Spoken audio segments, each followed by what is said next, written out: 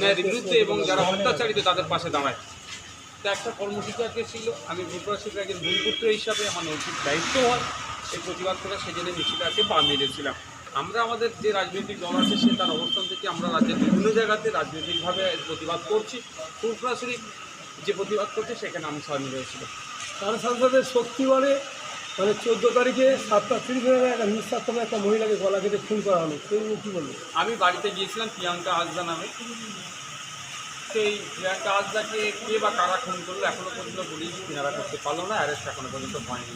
দুর্ভাগ্যের বিষয়, সেই নিয়ে সেই অর্থে উচ্চবাচ্য দেখতে পাচ্ছি না। কিন্তু আজকে আপনারা দেখেছেন ফুরফুরাশিতে যে মিছিলটা হয়েছে, পদযাত্রা যেটা হচ্ছে, এখানে যেমন তিলোত্তমার কথা হচ্ছে কলকাতার, ঠিক সাথে সাথে বর্ধমানের প্রিয়াঙ্কা হাসদা, আনিস খান থেকে শুরু করে প্রসেন মণ্ডল, যাকে আপনার